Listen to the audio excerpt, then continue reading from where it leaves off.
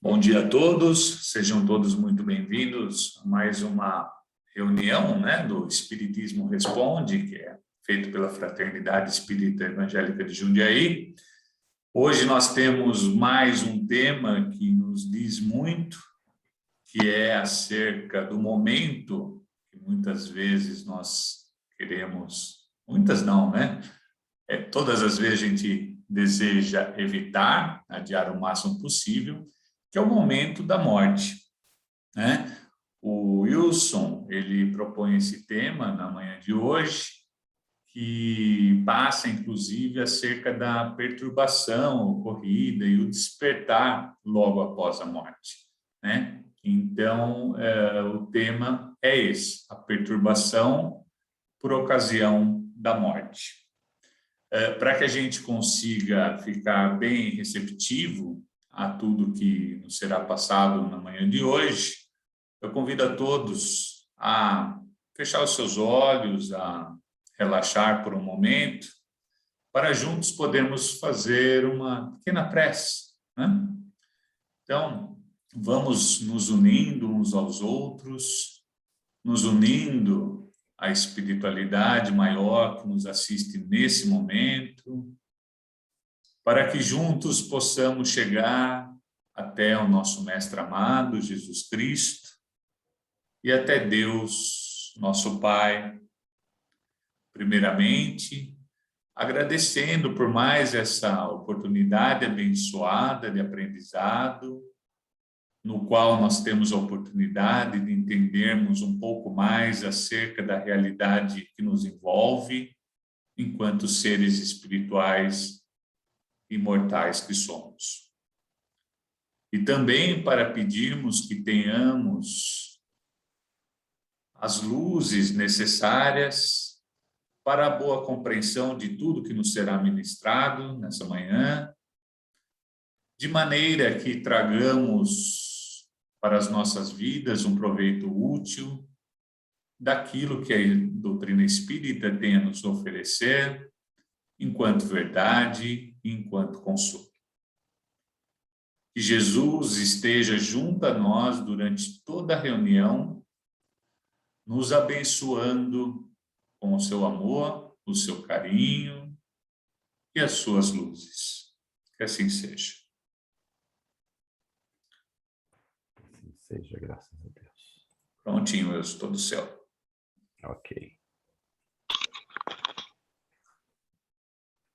Primeiramente, bom dia a todos.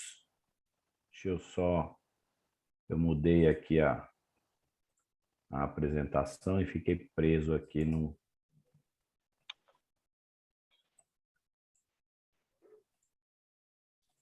Pronto.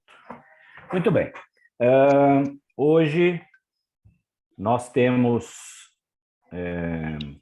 como tema a questão da perturbação após o falecimento, após a morte, o que eu primeiro preciso esclarecer é que nós não estamos falando, quando falamos em perturbação, não estamos falando em obsessão, Nós não podemos, nesse momento, confundir as duas informações, A perturbação por conta da obsessão é um outro assunto, tá? E a obsessão, ela acontece nessa interferência, nessa intervenção do espírito para o espírito. Então, acontece a obsessão, essa perturbação pela obsessão, de encarnado para desencarnado, de encarnado para encarnado, desencarnado para encarnado.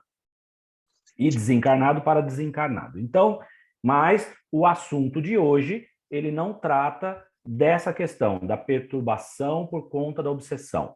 O que nós vamos falar hoje é da perturbação em decorrência do momento de falecimento, de morte.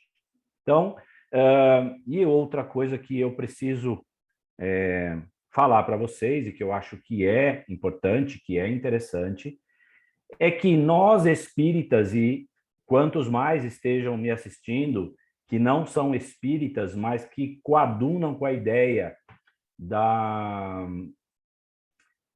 vida após a morte, que é no que a gente acredita, né? Nós, os espíritas, acreditamos em vida após a morte. Nós, os espíritas, acreditamos na reencarnação, que é o retorno à pátria espiritual e depois a possibilidade de novamente voltar às esferas físicas, que não necessariamente terrestres.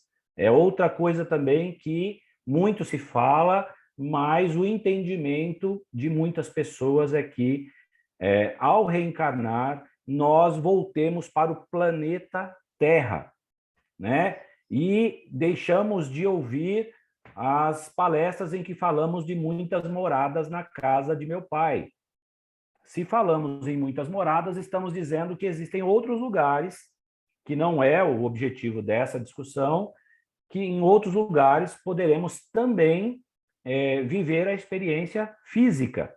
Que o que mais importa na experiência física é o contato que temos com as pessoas, né? Nós estamos aqui não para viver no berço esplêndido do mundo perfeito, nós estamos aqui para conviver com as pessoas deste mundo imperfeito, em que nós estamos inseridos também como seres em evolução.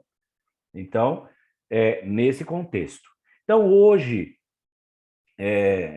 eu resolvi trazer o tema em relação a essa perturbação para que nós, os espíritas, possamos compreender o quão é necessário a nossa preparação para este momento.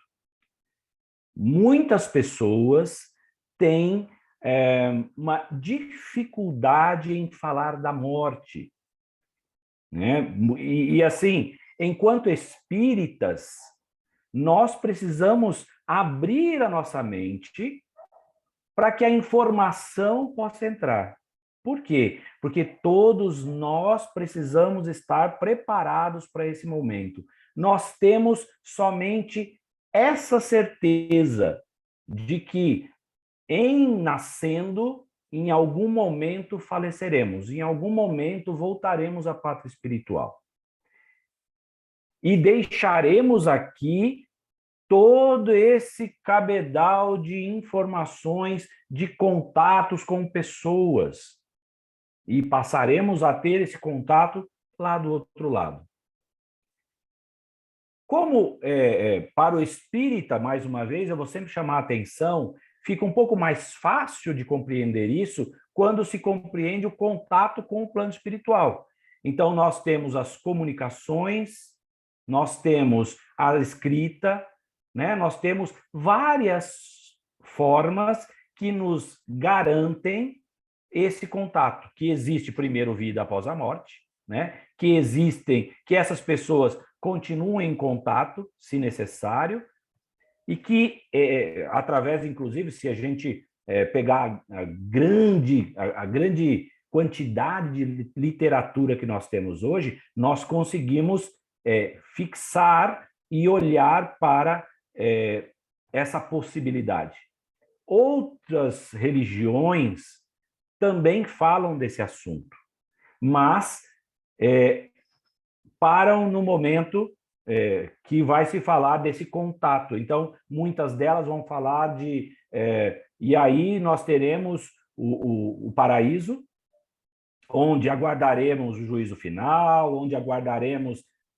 então, tem uma série de informações, mas nós acreditamos nessa possibilidade, né, de a vida após a morte. Então, vamos agora falar sobre o assunto da perturbação dessa ocasião de morte, tá bom? Então, vamos lá. Eu me reporto à questão 158 de O Livro dos Espíritos, para falar desse assunto primeiramente.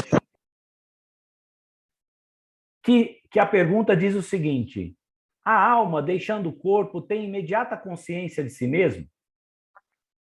E os espíritos respondem: consciência imediata não é bem o termo. Ela passa algum tempo em um estado de perturbação.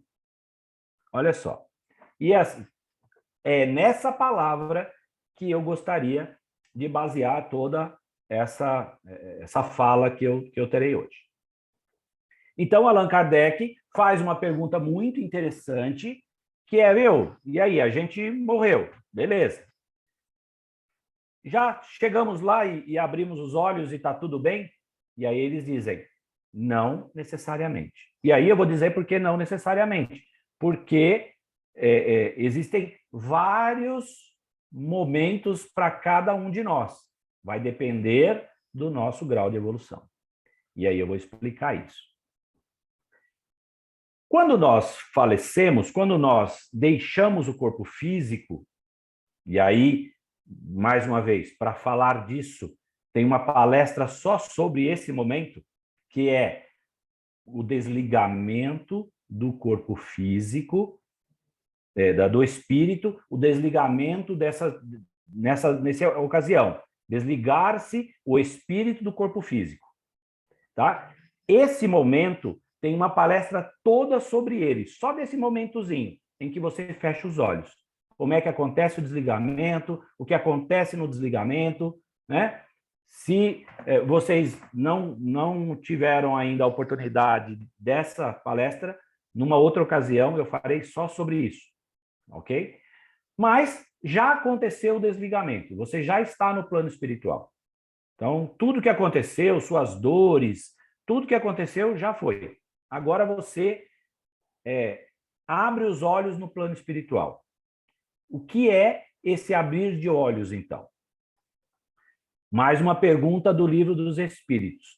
Todos os espíritos experimentam no mesmo grau e duração, durante o mesmo tempo, a perturbação que se segue na separação da alma do corpo? A resposta, não.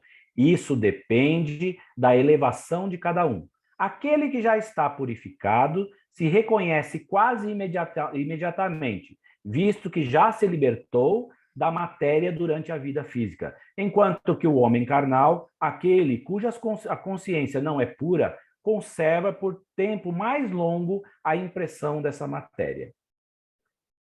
E aí, o que é essa sensação? O que é que acontece nesse momento?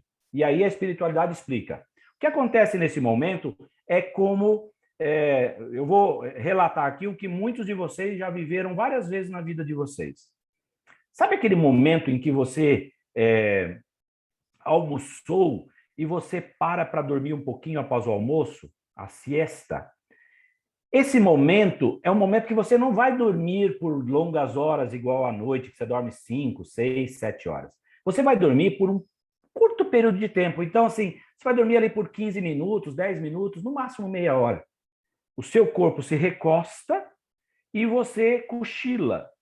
Mas quando você retorna desse soninho, você meio que está perdido, porque você não sabe se você dormiu muito, se você dormiu pouco, se você percebe que o seu corpo deu uma formigada, e aí você... Mas que horas são? Nossa, que hora é agora?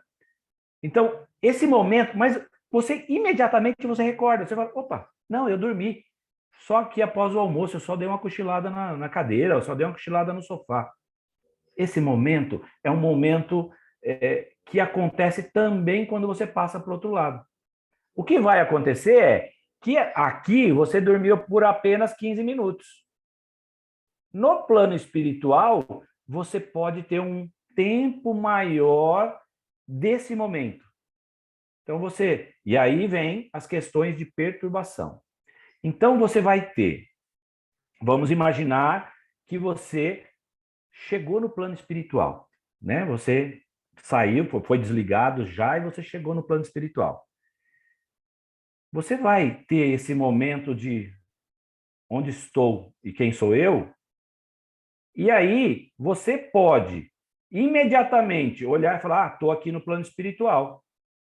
Aconteceu e eu já estou no plano espiritual. Como você acorda na sua sala e fala, já estou aqui na minha sala, estou em casa.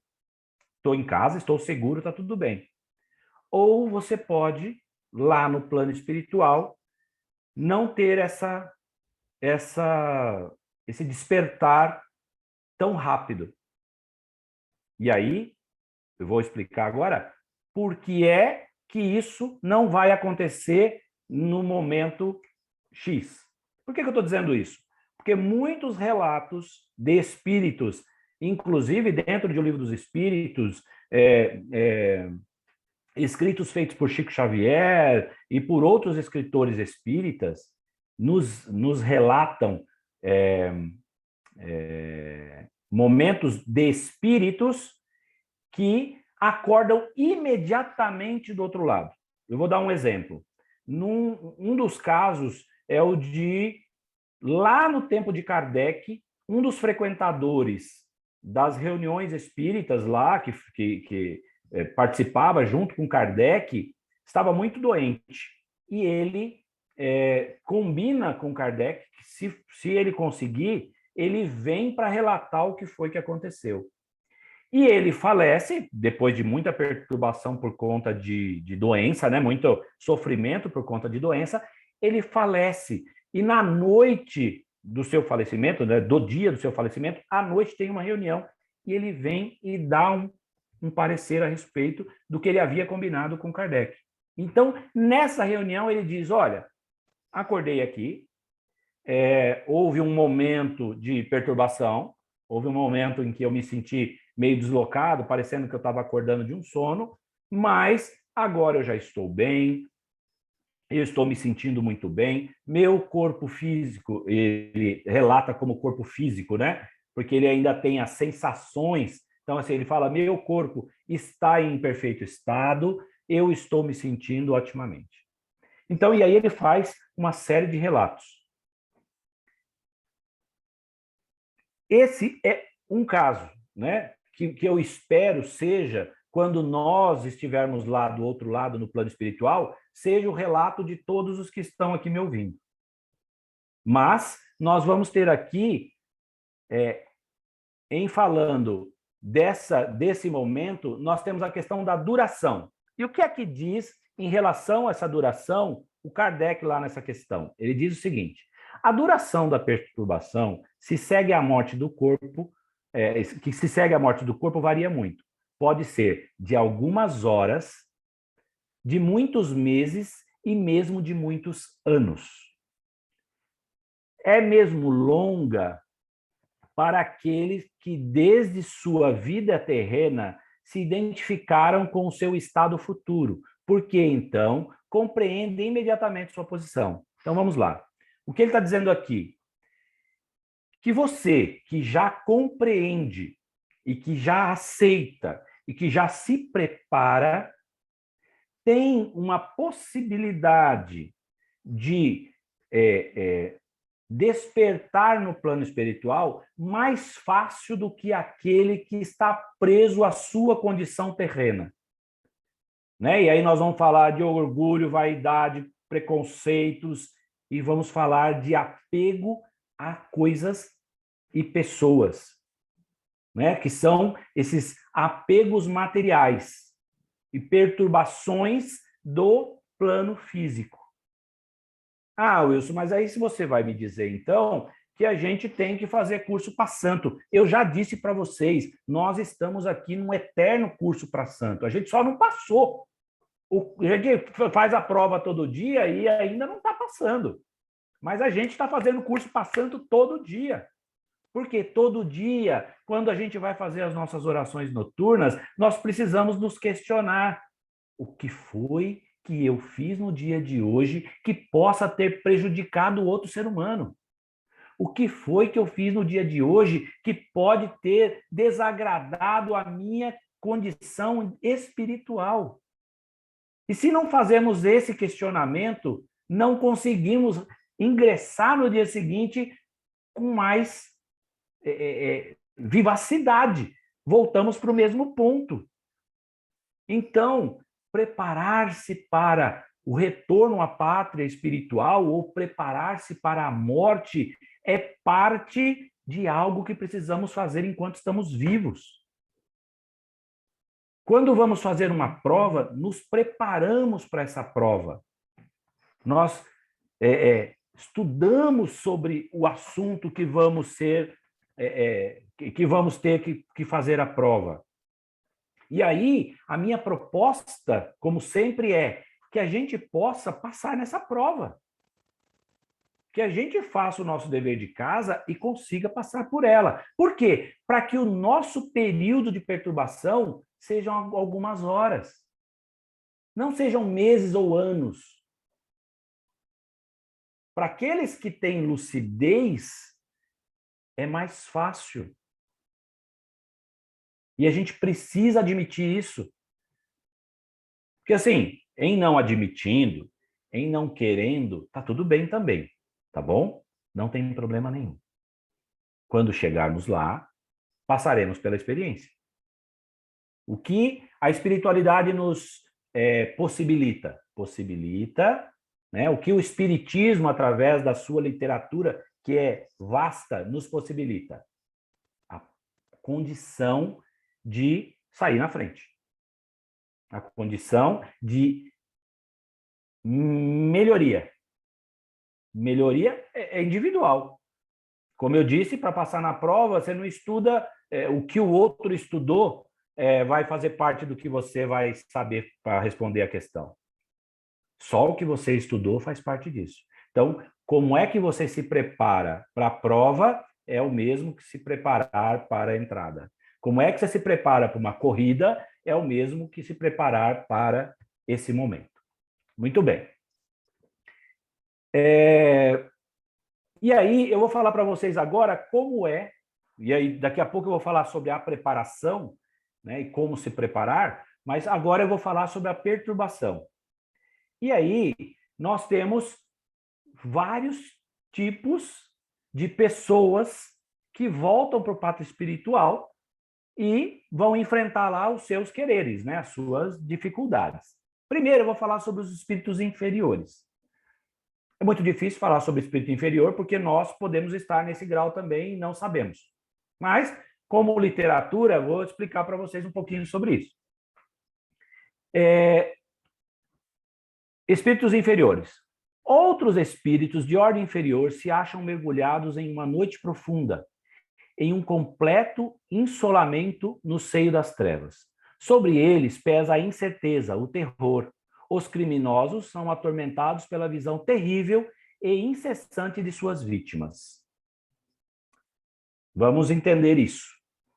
Eu estou indo lá no espírito inferior e vou depois fazer outros relatos. Mas o que é isso? Por que eu disse assim? Podemos estar na condição de espírito inferior sem saber.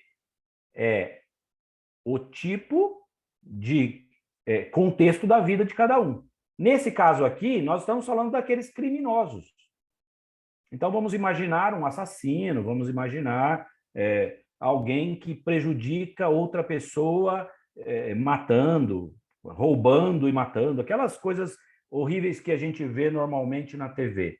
Como é que esse espírito, que acabou de praticar um crime e faleceu por algum motivo, vitimado por alguma coisa, como é que acontece a chegada dele no plano espiritual? Ele, e aí o que está dito aqui no texto é muito interessante, que está lá no livro do Leon Denis, Depois da Morte, na página 21, no capítulo 21, página 202, está lá dizendo isso, que ele mergulha no isolamento no seio das trevas. Então, é assim, ele mergulha. Ele não é mergulhado. Não é alguém que o joga nessa condição. É ele que está nessa condição. A sua visão está tão obscurecida por conta do aprisionamento à questão física que ele se vê dentro de um mundo de trevas e um mundo de perturbação. Muitas literaturas vão falar sobre isso, que o umbral é uma criação de cada um. Fica um pouco incompreensível para alguns, porque eles entendem o umbral como um local, que porque se o espírito está lá, é um local físico. Mas o que ele vive dentro desse local é uma criação da própria mente. é uma criação da sua própria perturbação. Se aproveitam desses que estão perturbados outros espíritos que conseguem acessar esse mundo, né? Estando lá, conseguem acessar e utilizar esses espíritos da forma como muitos de vocês já podem ter visto em sessões de desobsessão, em que eles relatam essas questões e essa informação. E aí nós temos, para não se alongar muito nessa questão, porque isso já vai trazer para vocês muitas questões, muitas perguntas. E aí é o seguinte, aproveitem, se lembrarem de alguma pergunta, já entra aí no chat, coloque a pergunta, que a hora que terminar eu só entro aqui, leio e respondo rapidamente. Se a gente deixar para o final, em que vocês aí vão pensar numa pergunta, e aí isso demora, acaba não saindo pergunta nenhuma nunca, tá bom? Então, aproveitem do chat, ali no chat coloquem, mas eu fiquei em dúvida disso. Se for algo simples de responder, eu respondo imediatamente. Se não, em outra ocasião, a primeira coisa que eu faço é voltar nesse assunto e depois começar outra palestra. Perturbação de espírito que não acredita em nada. Vocês devem conhecer muitas pessoas, e eu conheço muitas delas, que relatam não acreditar em nada. Mas e aí, o que acontece com esses espíritos que não acreditam em nada? A hora da separação é cruel para o espírito que só acredita no nada. Agarra-se como desesperado a esta vida que lhe foge. No supremo momento, insinua-se-lhe a dúvida. Vê o mundo temível abrir-se para abismá-lo e quer, então, retardar a queda. Daí, uma luta terrível entre a matéria, que se esvai, e a alma, que teima em reter o corpo miserável. Algumas vezes, ela fica presa até a decomposição completa, sentindo mesmo, segundo a expressão de um espírito, os vermes lhe corroerem as carnes. Está lá também em Leon Denis, Depois da Morte. Veja só que interessante. Não acredito em nada. Cheguei no plano espiritual. Deixa eu tomar um golinho de água, que o tempo está seco e a garganta seca. Chegamos no momento do desencarne. Não acreditamos em nada, absolutamente nada. Vai mudar alguma coisa em relação a voltar ao plano espiritual? Não. Vai mudar alguma coisa para ele em relação à questão da partida? Não. Mas o que vai mudar? Vai mudar que você vai acordar num lugar que você não reconhece, que você não tem nem informação, porque você não acreditava em nada. Nós, os espíritas, querendo ou não, imaginamos sempre alguma coisa. Vou me encontrar com os meus avós, com as pessoas que já partiram. Eu vou me encontrar num lugar que é o nosso lar lá do filme. A gente pensa. Pensando nisso, nós temos uma sensação boa. Nós temos um querer bom. Essas pessoas que não acreditam em nada chegam lá e se deparam com algo inusitado. Com algo que agora eu tenho que refazer meu conceito, primeiramente. Com um problema. Eu não vou aceitar isso como verdade. Eu vou entender que eu estou dentro de um sonho. E vou ficar preso lá por muito tempo. Por quê? Porque eu vou rechaçar qualquer informação que não seja aquela que eu fazer. Até que eu queira, até que eu me convença. Olha só como isso é perturbador. Mais perturbador ainda, perturbação de espíritos suicidas. Então, vamos lá.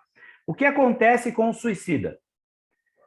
Ele tem a certeza que ele vai conseguir fugir de tudo. Então, ele tem um problema aqui no plano físico de N ordens, tá? N ordens. Então, aquele que tem um problema financeiro muito grave, ele acabou cometendo muitos erros e tem uma dívida muito alta na questão financeira e ele resolve cometer o suicídio. Ele resolve se suicidar. Qual é o problema dele? O problema dele é despertar lá do outro lado. Ele estará tão perturbado pela sua ação que ele vai passar um período em perturbação por conta do ato. Ainda não é arrependimento, ainda não é... Não, ainda é o sofrimento por conta do ato, da atitude de retirar a própria vida. Por quê? Ele achou que ele ia escapar. Então eu passo para o plano espiritual e vou viver bem, muito obrigado. Está tudo bem aqui do outro lado, eu estou perfeito aqui. Se ele acredita nisso. Se ele não acredita, ele acredita que ele só está escapando do plano físico. Né? Eu resolvo meu problema. Deixo o meu problema aí para os outros. E aí vem o que está escrito também, que está escrito lá em Temas da Vida e da Morte, de Manuel Filomeno de Miranda. São os suicidas aqueles que mais penosa perturbação experimentam como consequência da rebeldia que os alucinou, alongando-se-lhes o drama do momento final, quase que infinitamente, pela impossibilidade mental e emocional de dimensionarem o tempo. O que esperavam encerrar-se num gesto brusco ou mediante um programa bem elaborado, se lhes amplia insuportavelmente. Veja que interessante. E aí, no Livro dos Espíritos, tem um relato de um espírito, lá na época do Kardec, que, por conta de problemas financeiros, resolve se suicidar. E ele salta de uma ponte e vai cair nas pedras. E o relato dele é muito interessante para mim, que ele diz o seguinte: eu estou... Esse relato é feito muito tempo depois. Ele diz: eu estou constantemente caindo antes de bater nas pedras. Veja que interessante. E a perturbação dele é a queda. E aí ele bate na pedra e ele vai cair novamente. Fica um looping desse momento por muito tempo. Então perceba que o que eu estou falando é desse momento, estou falando desse momento da perturbação. Para o que cada espírito, em cada modalidade, se confronta. Então, para esse espírito que cometeu o suicídio, a perturbação dele é vivenciar o próprio ato toda vez, todo momento. A cabeça dele só vê isso. Provavelmente o espírito está congelado num lugar, está parado num lugar. Porque a mente dele está focada nesse momento. E ele vai passar lá por anos. Anos. Um dia é que ele acorda lá no plano espiritual, é que a mente dele consegue produzir outra coisa. Mas os relatos são que o momento ele é insuportável, mas eu quero usar outra palavra que eles usaram aqui. Quase que infinitamente. Lógico, porque o espírito, em algum momento, ele vai acordar, em algum momento, ele vai voltar à sua condição ou vai ter a oportunidade de refazer essas questões. Mas que ele vai ficar muito tempo lá por ele mesmo preso, por ele mesmo, por conta dessa atitude, isso é fato. Vem uma outra modalidade aqui, a perturbação para os religiosos, de muitos contextos religiosos. O que diz, lá no livro Temas da Vida Após a Morte, o que diz Manuel Filomeno de Miranda? Muitos religiosos, informados equivocadamente sobre a vida espiritual, experimentam após a morte grande choque, porque por não encontrarem comitê de recepção constituído pela divindade e por anjos, tombando quando presunçosos em terrível mágoa, decepção e revolta, que os transtorna por longo período, deixando-os em lamentável perturbação. Estou falando tudo isso para vocês para falar sobre preparação, da nossa preparação para o nosso desencarne. A pessoa acreditou a vida toda que quando ela passasse dessa vida para outra vida, lá encontraria um coro de anjos e a divindade de braços abertos para abraçá-lo e recolhê-lo. Ela chega lá e encontra nada disso. Encontra outros irmãos perturbados também, com problemas também. A primeira coisa é a decepção. A segunda coisa é a revolta. E aí, nesse momento, você vai ficar preso nessa revolta. E o meu alerta é: não se deixe aprisionar. Não se deixe aprisionar pela ideia fantástica de que do outro lado teremos, não, até nós os espíritas, né?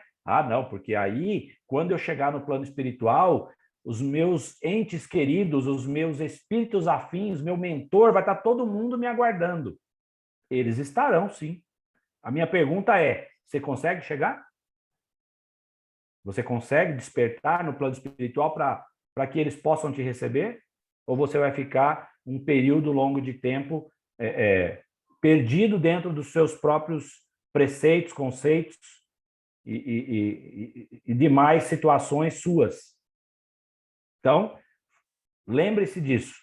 Quando a gente ouve algum irmão nosso dizendo que ele está aguardando que os anjos o recebam, nós, que não podemos fazer nada por esse irmão, no sentido de convencê-lo, não é a nossa missão isso, né? Quando perguntados, a nossa missão é informar, mas eu não estou aqui para convencer ninguém.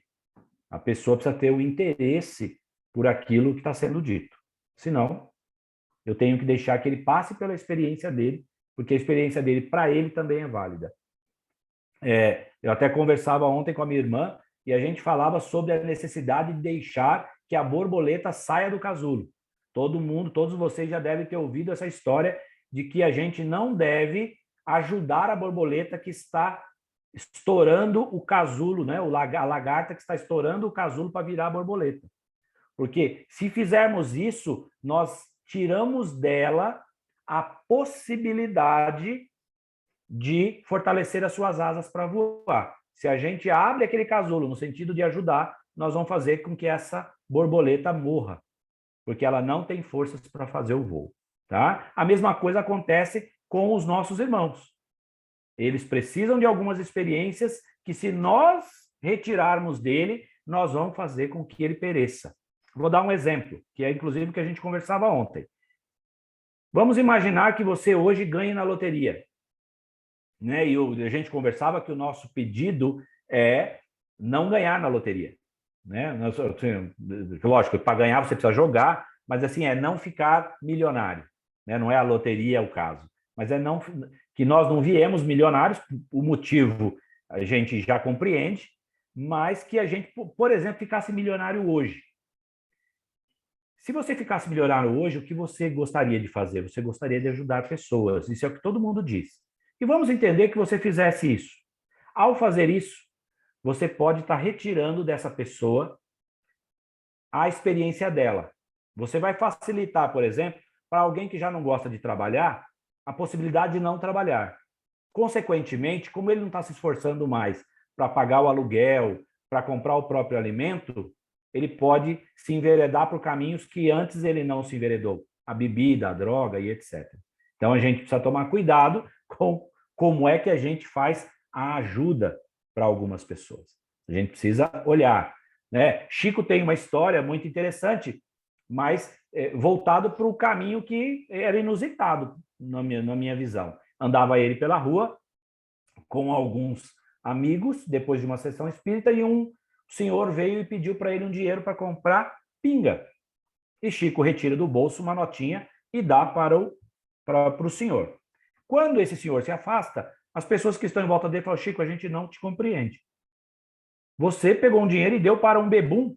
E Chico disse: por favor, observem esse senhor. Ele está, nesse momento, alcoólatra para poder segurar os seus ímpetos, porque ele tem ímpetos muito maus que ele consegue segurar através da bebida. É um contrassenso? Parece, mas é a explicação que o Chico deu.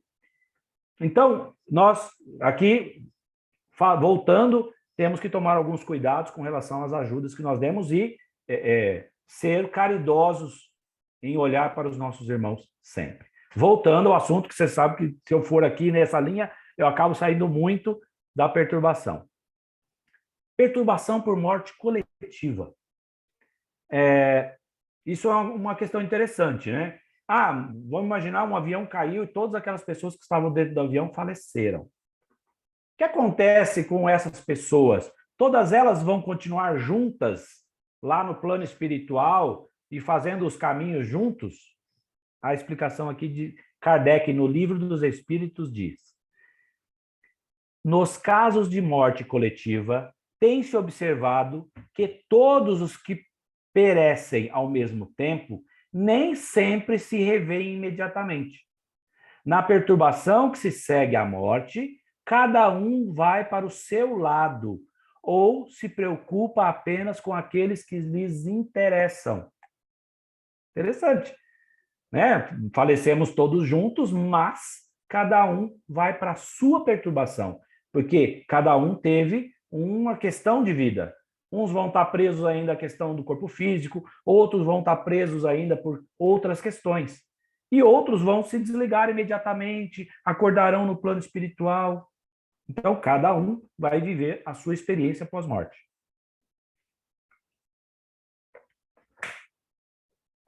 E, por fim, o espírito, perturbações do espírito justo e dos homens de bem. E aí vem as questões que eu sempre digo, as questões interessantes. Para esses espíritos, é uma passagem mais tranquila, em que a perturbação tem a ver com esse que eu disse como exemplo, o momento de despertar de um soninho da tarde. Eles estão tão equilibrados dentro da sua experiência que não oscilam e não ficam presos às ideias desses outros que eu falei. Ele acorda no plano espiritual tranquilamente. Diz lá, então, no Livro dos Espíritos, nos casos de... no Espíritos Justos, pacífica, resignada, alegre mesmo é a morte do justo. A partida da alma que, tendo muito lutado e sofrido, deixa a terra confiante no futuro. Para esta, a morte é a libertação, o fim das provas, os laços enfraquecidos que o ligavam à matéria destacam-se docemente. Sua perturbação não passa de um leve entorpecimento, algo semelhante ao sono.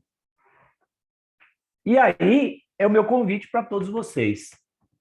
O meu convite para vocês é que a gente possa se preparar para que esse momento aconteça com a gente. E como é que se faz isso, então? Como é que se prepara? Nós nos preparamos quando entendemos. Nós nos preparamos quando compreendemos. Porque as outras lições nós já teremos aprendido, que é caridade, amor ao próximo, viver essa vida sem ostentação, sem desmerecer o outro ser humano, né? Entendendo que essas coisas na vida a gente já fez, a minha proposta é que a gente possa se preparar para a próxima vida, que a gente possa se ajudar para esse momento do desencarne e o despertar na vida espiritual. Como é que a gente faz isso? Todos os dias, que a gente possa pensar a respeito. Que a gente possa, no momento das nossas orações, se ligar ao plano espiritual, já pedindo, né, já conversando com o plano espiritual sobre esse assunto. Porque eu estou falando aqui com a grande maioria de espíritas e para os não espíritas que a gente possa se preparar, se ligar ao plano espiritual todos os dias. A gente deixa de fazer as nossas meditações. Meditar é fazer esse contraponto. É você se desconectar do plano físico, se desconectar do corpo físico e poder fazer a viagem astral, poder se ligar ao plano espiritual.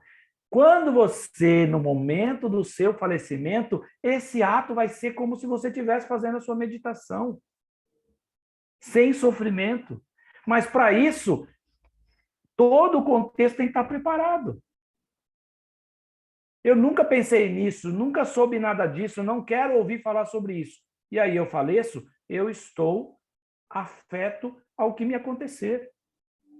Não, eu sempre estive conectado, sempre estive pensando nisso com tranquilidade, né? Porque pensar na morte não é viver a morte todos os dias. Né? Não é sofrer, não, porque eu vou deixar. Vou falar uma coisa importante, que eu estava quase esquecendo. Precisamos nos organizar. Nós, no plano físico, muitas vezes, por não falar e não pensar sobre o assunto, deixamos de nos organizar para o assunto. Deixamos aqui para os nossos filhos, para os nossos parentes, irmãos, pais, problemas que poderiam ser facilmente resolvidos aqui no plano físico. Documentais, financeiros. Muitas pessoas, depois que falecem, a família não sabe o que a pessoa tinha. Isso não é justo, gente.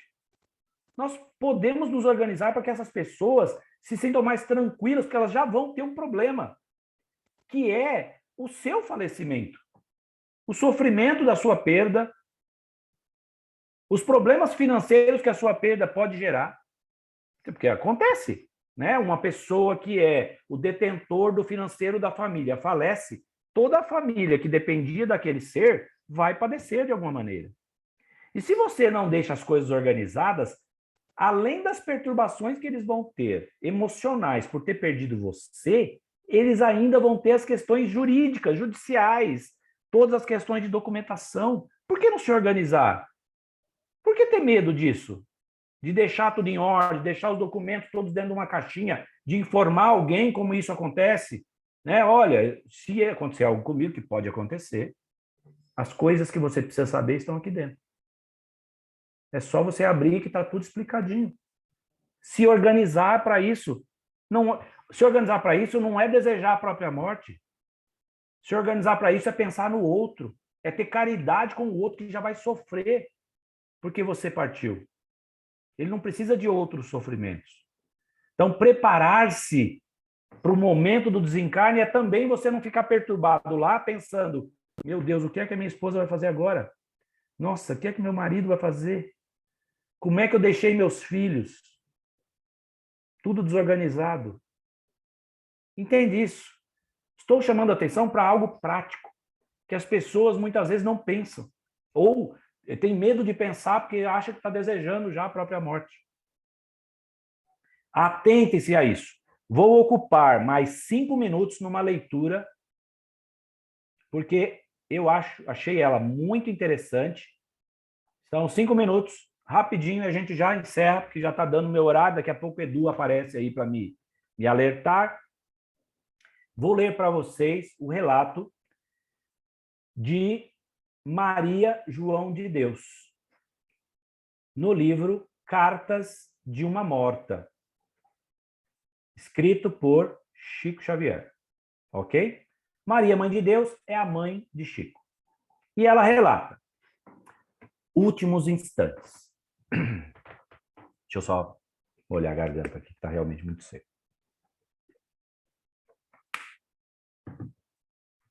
Desculpem. Últimos instantes. Combati com tenacidade a moléstia que enfraquecia o meu organismo. Porém, chegou o dia que assinalava o término das minhas possibilidades de resistência. As derradeiras horas que me foram de excruciante martírio e depois de uma jornada repleta de dores violentas, veio a noite interminável da agonia.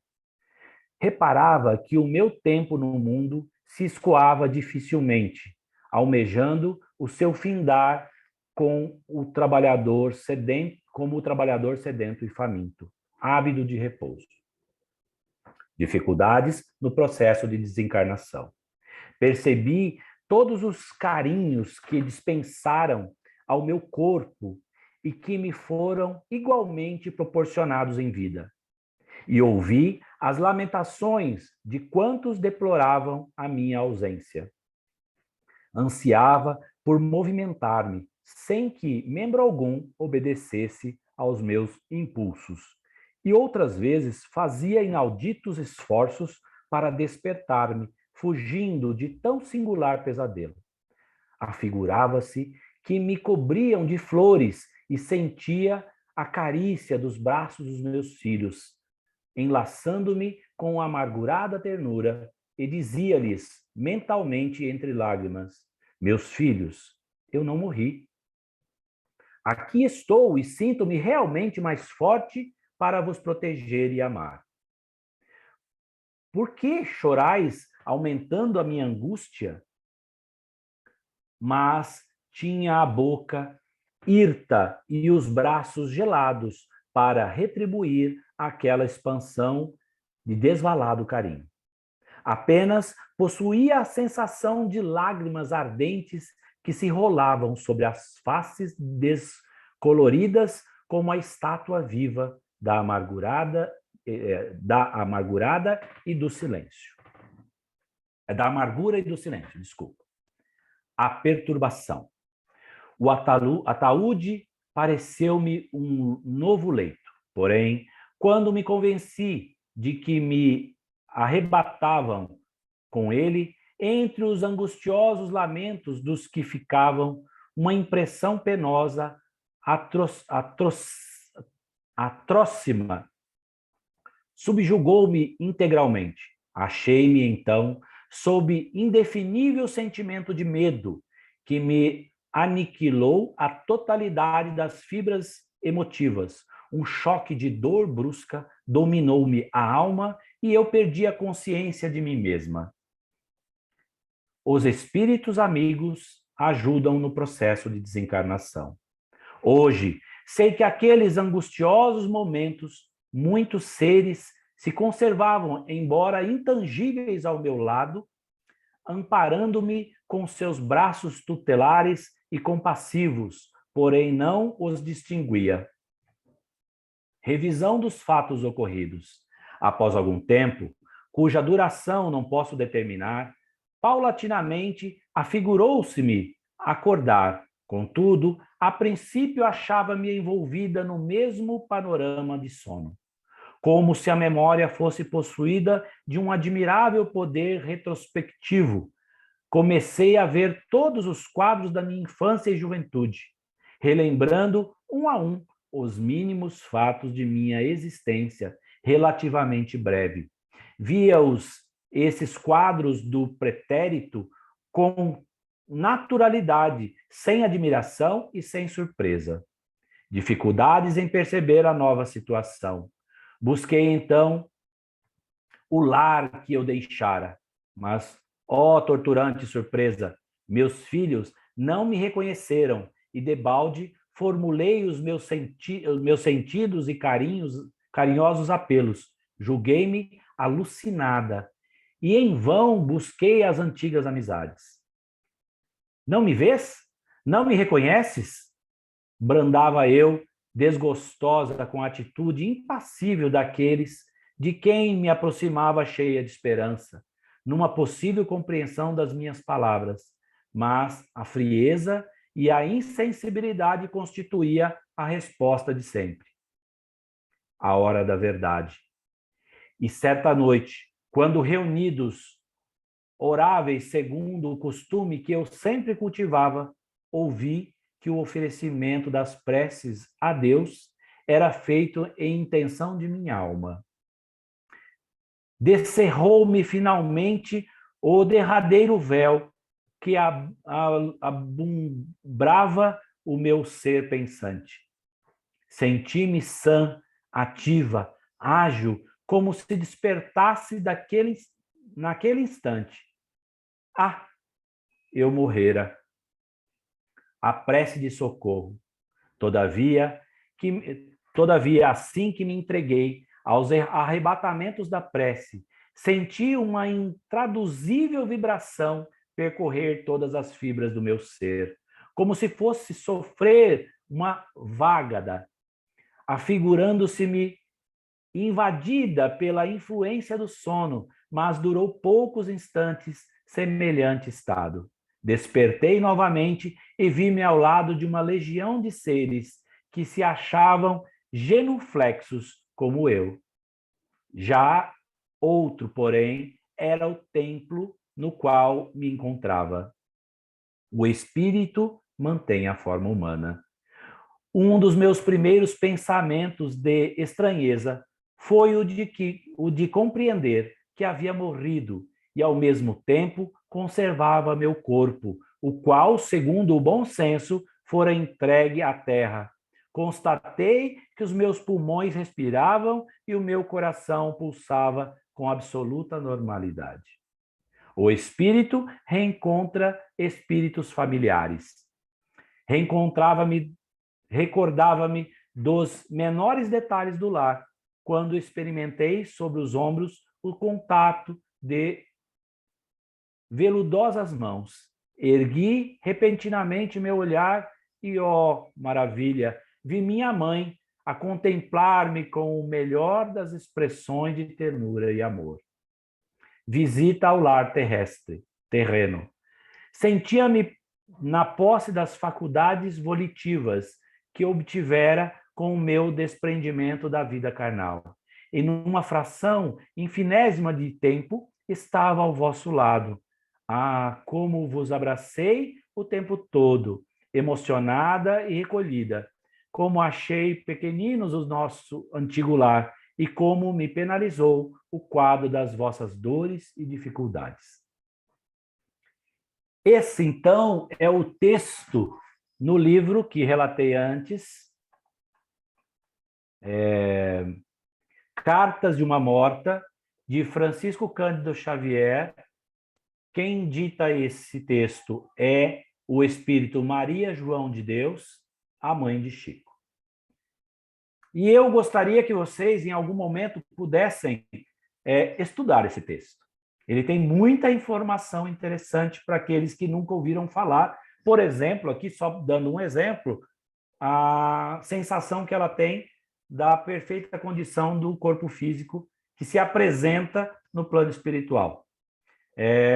Os textos nos dizem que no plano espiritual nós nos encontramos, a grande maioria de nós, com o aspecto de 30 anos de idade, né? Então, você que se lembra, ou você que ainda tem 30 anos, é assim que você vai aparecer no plano espiritual, a não ser que você queira aparecer com um aspecto que você tem hoje, ou com o aspecto de criança, mas vai depender da qualidade, da condição da sua evolução, para você poder aparecer de um jeito ou de outro.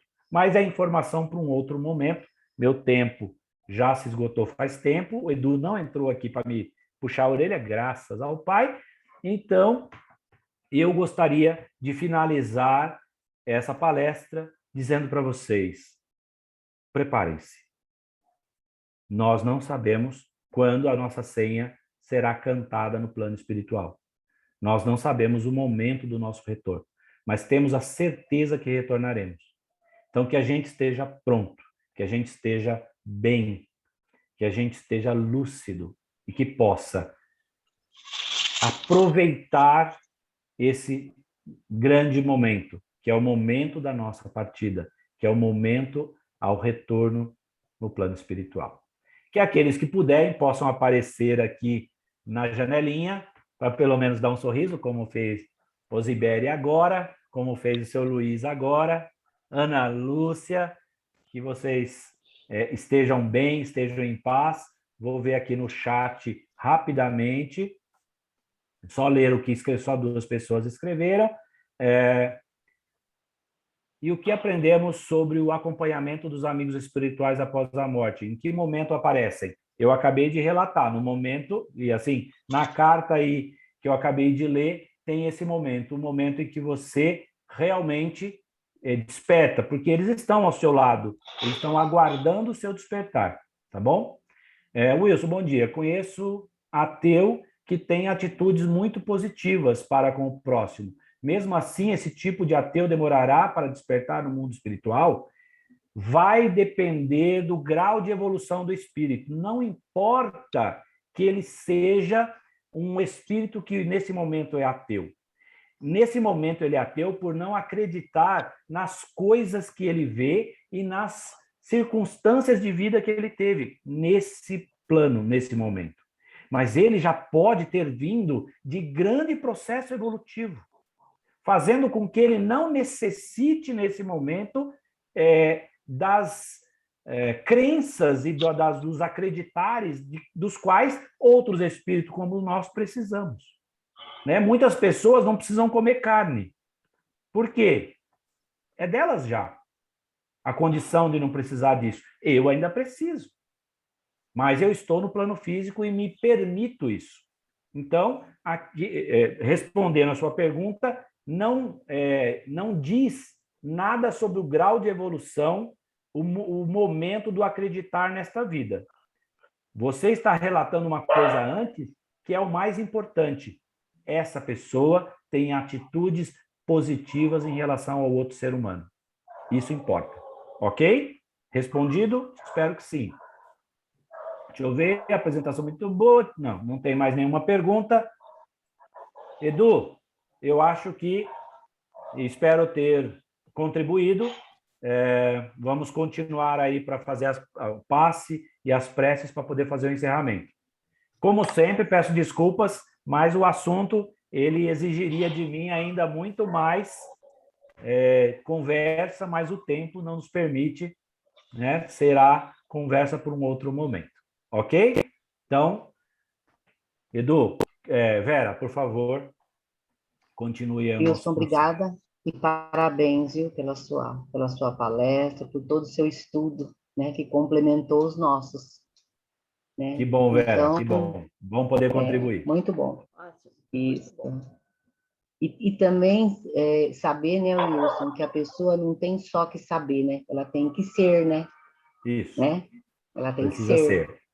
Para sair lá do outro lado, tem que É, ser. Não saber é adianta só bom, saber. mas o ser é melhor. Exatamente. Exatamente. Então, Continue. vamos então. Bom dia a todos, nesse domingo ensolarado. Vamos agora vibrar, né? Tirar do nosso coração aquilo que temos de melhor em favor de nós e do nosso próximo.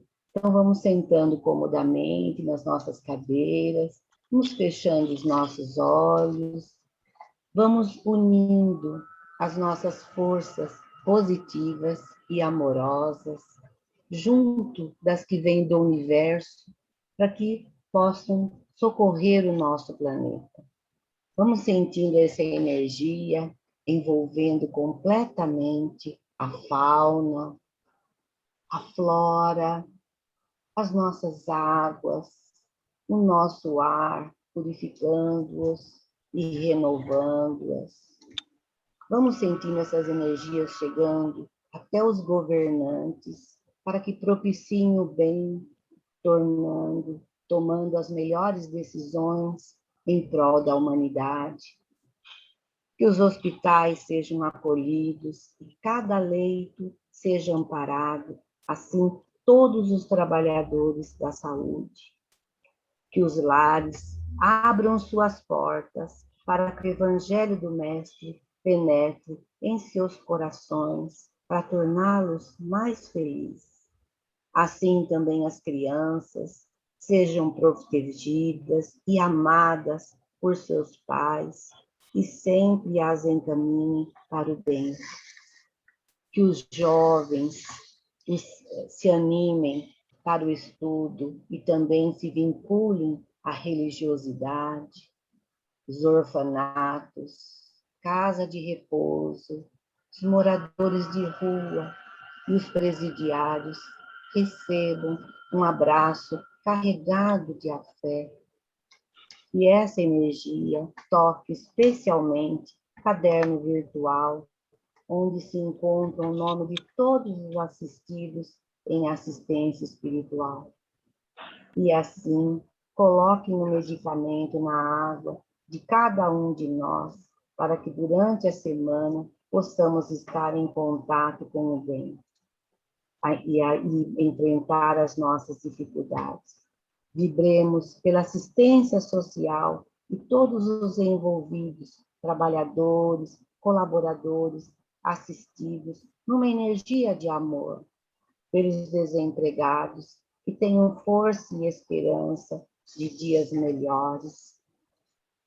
Vibremos pelos nossos lares, vamos sentindo Jesus entrando em nossos lares e renovando nossas esperanças. Vibremos agora por nós mesmos, para que enfrentemos nossas dificuldades com muito amor, nos compreendendo, nos aceitando e assim crescendo em muito amor. E neste momento, vamos sentindo uma energia muito equilibrada, amorosa, entrando em nossos lares, trazendo paz, muitas flores para esse momento, muitas músicas daquelas que mais gostamos. E vamos pedindo que os nossos mentores espirituais se aproximem de nós e derramem sobre nós as suas bênçãos, das quais precisamos para esse momento. Muita luz.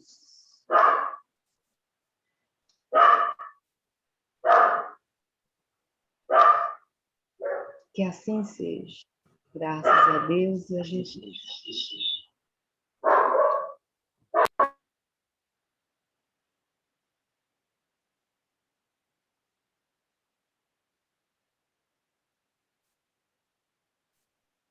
Muito bem. Aproveitando esse momento, aproveitando essa psicosfera, aproveitando essa energia, que possamos agradecer ao plano espiritual o momento, a oportunidade que temos de servir e ajudar. Que o nosso desejo de servir e ajudar seja sempre maior que o nosso orgulho e nossa vaidade. Que possamos estar aptos a esse auxílio. Que nos permitamos uma semana maravilhosa, que nos permitamos a vida maravilhosa que recebemos. Que essa oportunidade seja a grande oportunidade do nosso processo evolutivo. E assim, encerramos mais essa reunião. Agradecidos a Deus, nosso Pai, a Jesus, nosso irmão, a espiritualidade amiga que nos ampara e assiste. Porque assim é e assim será para todos sempre. Que assim seja, graças a Deus.